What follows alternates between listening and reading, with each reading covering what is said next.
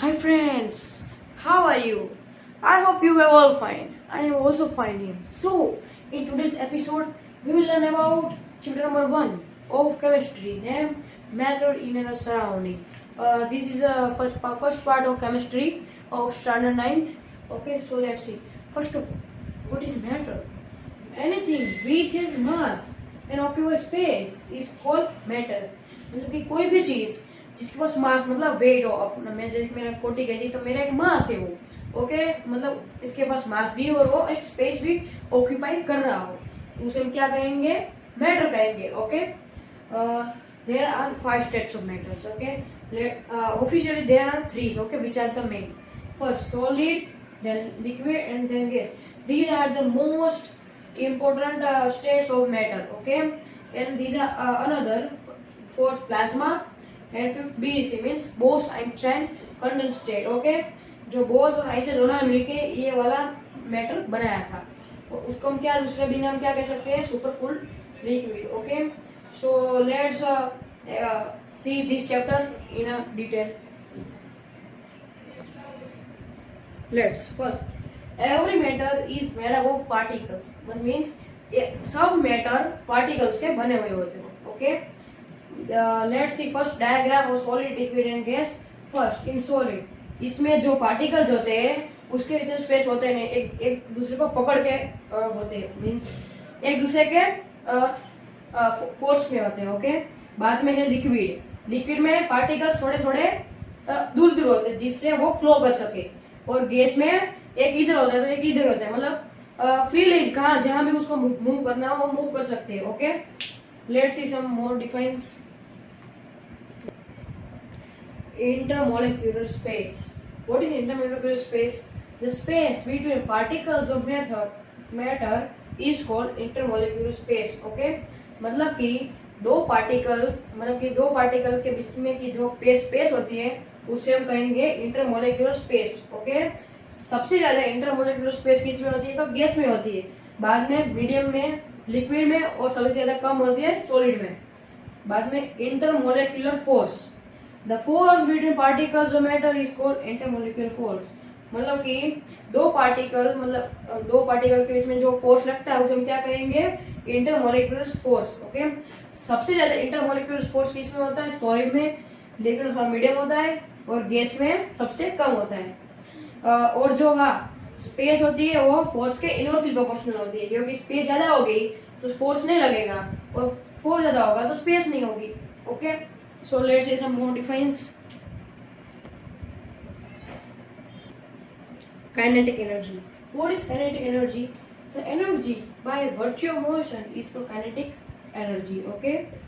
सबसे ज्यादा kinetic energy किसमें होती है गैस में होती है जैसे कि विंड मिल लिक्विड में होती है जैसे कि हाइड्रोलिटिक मिल्स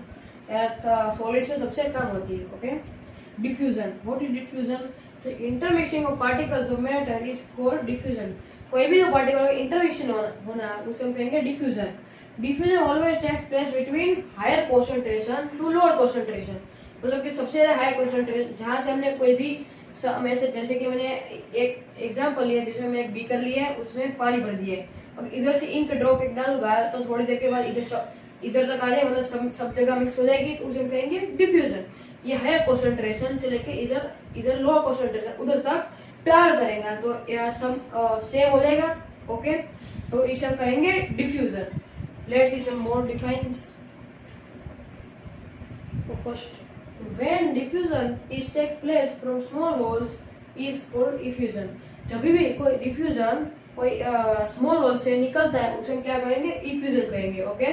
जैसे कि फुटबॉल फट जाए तो पता है स्मॉल होल से एयर बाहर आते हैं उसे हम इफ्यूजन कहेंगे बाद में rate of diffusion increase by increasing temperature diffusion कब बढ़ेगा जब टेम्परेचर बढ़ेगा तब okay change in state of matter first solid से जब लिक्विड जाएंगे तो हम उसको क्या कहेंगे मेल्टिंग या फ्यूजन बाद में लिक्विड से गैस में जाता है उसको क्या कहेंगे इवापोरेशन या फिर वेपराइजेशन बाद में गैस से फिर से लिक्विड में आएगा कंडेंसेशन कहेंगे या फिर सॉलिडिफिकेशन कहेंगे और जब लिक्विड से सॉलिड में आया तब फ्रीजिंग या फिर सॉलिडिफिकेशन दोनों कह सकते हैं इसमें सॉरी इसमें कंडेंसेशन नहीं आता है नहीं इसमें कंडेंसेशन नहीं आता ओके इसमें सिर्फ कंडेंसेशन ही आएगा। और जब गैस में सॉलिड जाएगा तब उसे कहेंगे डिपोजिशन, और जब सॉलिड में से गैस में जाएगा तब सबमिलेशन कहेंगे। Okay, let's see some more things in this chapters. First, how can we change state of matter? Okay, by changing its temperature and pressure. हम जो मैटर का स्टेट कैसे चेंज कर सकते हैं, तो टेम्परेचर और प्रेशर को चेंज करेंगे तो जो मैटर का स्टेट होगा ऑटोमेटिकली चेंज हो जाएगा। ओके, अब करेंगे रिलेशन बिटवीन टेम्परेचर। फर्स्ट, अब डिग्री सेल्सियस और केल्विन, इन दोनों के बीच में रिलेशन कैसे फाइंड कर सकते हैं? तो के की वैल्यू हमारी क्या है? 273.15। हम ऐसा नहीं है 273.15 लिखना कंपल्सरी, हम 273 भी लिख सकते हैं। ओके, तो Kelvin is equal to 273 degree Celsius. और जब हमें सेल्सियस फाइंड करना हो तो सेल्सियस इस तरफ आ जाएगा, तो और ये सॉरी के इस तरफ आ जाएगा। ओके, तो Celsius is equal to K minus 273, और इसमें डिग्री सेल्सियस और डिग्री फ़ारेनहाइट के बीच में, तो हम क्या करेंगे Fahrenheit, degree Fahrenheit is equals to 9/5 into, मतलब हमें इंटू लिखने जरूर नहीं, ये चलेगा, इंटू डिग्री सेल्सियस प्लस 32। और जब हमें फ़ारेनहाइट, इसको हमें डिग्री सेल्सियस की वैल्यू दी होती है, जैसे कि 40 दी है, इसके का मैंने लिख दिया 40, तो 5 जा बाद में इन दोनों का मल्टीप्लाई है 9 × 70, 72 प्लस 32 कितना, शायद से अराउंड 104 के आसपास होगा। ओके, तो ये हमारी वैल्यू, मतलब कि डिग्री सेल्सियस दिया और उसके हमें वैल्यू पुट कर देने का, इन दोनों के मल्टीप्लाई कर देने का, और इन दोनों का प्लस कर देने का, एडिशन कर देने का,